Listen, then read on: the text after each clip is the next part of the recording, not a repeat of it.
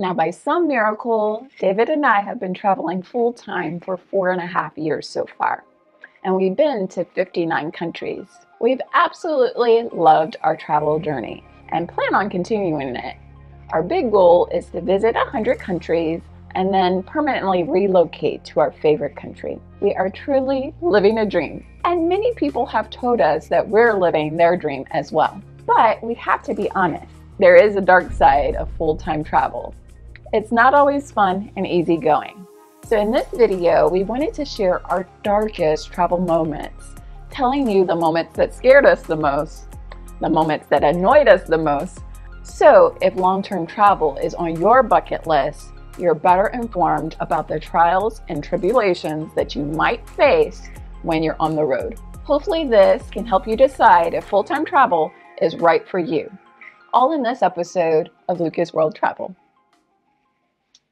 Well, hey world travelers, I'm Kendra Lucas. And I'm David Lucas of Lucas World Travel. And we've dealt with all types of crazy issues while traveling. We've stayed in dozens of Airbnbs, and unfortunately, we've experienced the biggest nuisance of frequent travelers, and that's bed bugs. We've encountered these pesky creatures twice, once in Croatia and once in Albania.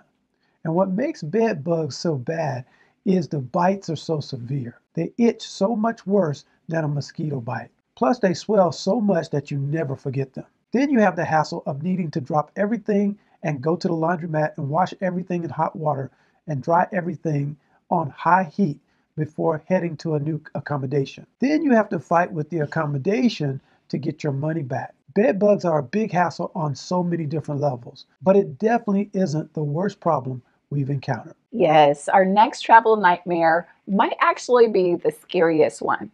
It was political unrest in Peru. Now, we were in Peru when the president was arrested for corruption, causing the president's supporters to start violent protests. And unfortunately, these protests led to 60 deaths and hundreds of injuries. Now, we arrived just before Christmas, and if you can believe it, the protesters actually took some time off to celebrate Christmas and New Year's. And this kind of gave us a false sense of calm because everything was very normal for several weeks. However, the protesters resumed blocking roads and disrupting tourism on January 4th. Their goal was to make the government and businesses lose out on tourism money so that the government would meet their demands. So their desire to shut down major tourist routes caused significant disruption to our visit to Cusco. Now, we were lucky enough to get to Machu Picchu, but the protesters would not let us go through to see the Rainbow Mountain. Now, about 20 tourist buses were trying to get through, but the protesters had blocked the road. And the tour guides went up to the protesters and tried to talk with them, negotiate with them. But they threatened to actually physically hit the tour guides. And that's when they just gave up and knew that they weren't getting through. So that's when we knew just how dangerous it could really be being there during that time.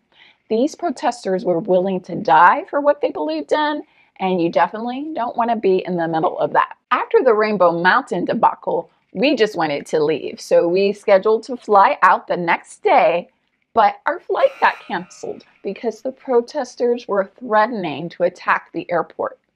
So it truly was a crazy time. Luckily, we did get out 2 days later, but it was really dicey there and a kind of nerve-wracking situation in Cusco. And this is really unfortunate because we had an absolutely lovely time in Lima and we're excited to see the rest of Peru, but we just had bad timing and definitely didn't see Cusco in the best light. Another thing that can get you when you travel is natural disasters. For example, we experienced our very first earthquake while traveling through Croatia. Luckily, it was a small one and caused no damage, but it was still very scary. We've also had some close calls, missing a volcanic eruption in Indonesia by a few days and missing a hurricane in Barbados by a couple of months. Honestly though, I don't think staying at home saves you from natural disasters because our hometown of Nashville was hit by several devastating tornadoes that destroyed lots of homes while we were away. Yeah, So, although I can't really say that we experience more natural disasters because we travel, I can in fact say that we experience more animal attacks because of travel. So, while visiting a temple in Thailand, I was bit by a stray dog. So, I had to go to the doctor to get my wound cleaned, and I had to go through a series of 5 rabies vaccines administered over 28 days. Now, luckily, we were living in Krabi at the time and not just passing through. So I was able to get all the shots in one location. And fortunately, medical care in Thailand is easy to access and very affordable. I just wish I didn't have to use the medical care due to a dog bite. Another incident was House City in Guadeloupe. I got bit and scratched by a cat in Guadeloupe. Luckily, we knew the cat's owner and we knew the cat was up to date with its vaccines. We didn't need to do anything for that one, but I still wanted to go to the doctor just to be on the safe side. The doctor said as long as our tetanus shots were up to date, that we would be fine. Now, I know this may seem excessive, but I don't play with animal bites because they can become deadly when left untreated. So I don't think we'll be house sitting again. It's not worth the risk of getting bitten. We're fortunate that we've stayed pretty healthy while we've traveled. People always ask us about getting sick while we travel. And we do occasionally get sick, but somehow getting sick abroad really hasn't been a nightmare. Medical care is very affordable and very easy to access when you travel, especially since we mostly stay in cities. I imagine that medical care will be harder to come by if we travel to more rural, remote places, but we really aren't those types of travelers. Yeah, although we've had to deal with these animal attacks, fortunately, we never had to deal with any human attacks because we all know humans can be some of the most dangerous creatures out there. Now, I've had to deal with some men acting weirdly, and this one incident really freaked the both of us out. Now, honestly, because we travel as a couple, people don't usually mess with us. However, when I walk around by myself, usually to the grocery store or to the pharmacy, it's incredible how differently men treat me. I swear, when I just walk the streets with David, it's like silent and no one will say a word to me. However, if I walk the streets without David, it's almost startling by the amount of catcalling I hear in comparison. Now, while catcalling is annoying, I mean, I can deal with it. It's not the end of the world. But this one time in Kosovo, I needed to go to the grocery store because I forgot to get something I needed to cook dinner with. And the supermarket was literally only 30 or 50 meters away from our building. It was so close. So I thought, no big deal. I'll just pop down to the grocery store, get this one thing, and I'll be back in no time. But in that 50 meters on the way home, a man followed me into our building, through the locked door, up the elevator, to the front door. It was so weird and so uncomfortable. Luckily, David was there. He opened the front door and asked, "What's going on here?" And this made me feel safer because at least this strange man would know that I'm not alone, and I would have felt so uncomfortable if that was the case, if I was an actual solo female traveler in that situation. Now, luckily, the man did eventually leave after talking my ear off. He was genuinely interested in me for whatever reason. He wanted to know about my online English courses and things like that. However, men, you have to realize you can't follow a woman home. It's super weird and you freak her out. Just don't do it. But this is why when ladies ask me, did I feel safe as a solo female traveler in a certain place? I simply can't answer that question because David's simple presence deters the riffraff. So I have no idea what the solo female experience would be like unless I do go out myself, by myself, like I did in Kosovo. So I surely hope that no men follow you home in Kosovo, ladies. I go out by myself very rarely, so I can't really report on it except that one very weird situation. Another nightmare can be something as simple as water scarcity. We would have frequent water outages in the Caribbean on St. Lucia, Martinique, and Guadeloupe. It made me really appreciate the simple pleasure of having easy access to tap water. In Martinique, in particular, Because of drought, they would have water outages for 12 to 36 hours, 2 to 3 times a week. And you can imagine 36 hours without water in a hot environment like the Caribbean, you would get so smelly. Plus, it would be annoying because you can't wash the dishes. You can't wash sand off if you just came from a beach. You can't flush the toilet. You're always trying to find a mall or a restaurant that would have water so that you can actually go to the bathroom properly. It was a mess sometimes. It made me feel really thankful when rains came and you had running water again. Water is really precious and it's a nightmare to live without it. The more you travel, you may encounter water shortages for yourself. That's not to say that those places are bad, but they're doing the best they can with a situation in water shortage. Now, I know I'm going to lose some of you on this one, as some of you won't even believe this is real. But another travel nightmare is the night we stayed in a haunted hotel in California. Naturally, we didn't know this hotel was haunted when we booked it. It was just one of the lowest priced hotels in the area.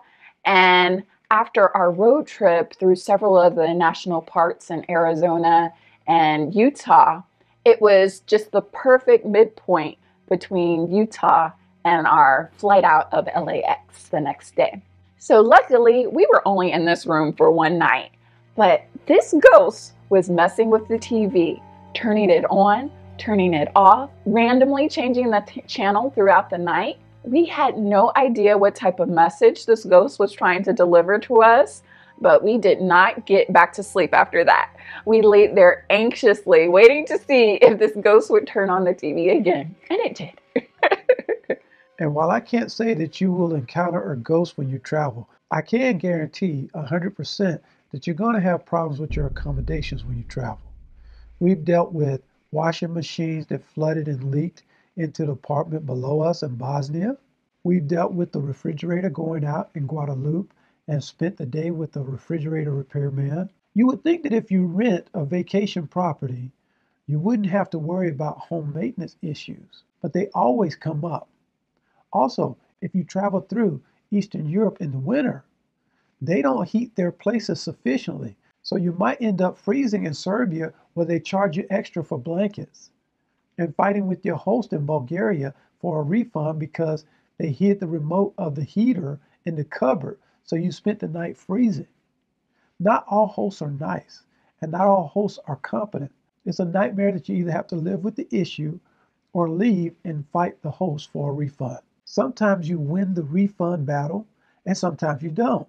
You have to be willing to lose some money sometimes to get in a more comfortable environment. Another challenge we regularly face during our travels is encountering taxi scams. Now, while the vast majority of taxi drivers are honest and hardworking, there are instances where tourists are charged significantly more than the local rate, and where misinformation is given about attractions or transportation options. We've experienced situations where drivers falsely claim that certain attractions are closed when they weren't, or that a site took 2 hours to get to by public transportation when it took 40 minutes, only to encourage us to take a taxi ride with them.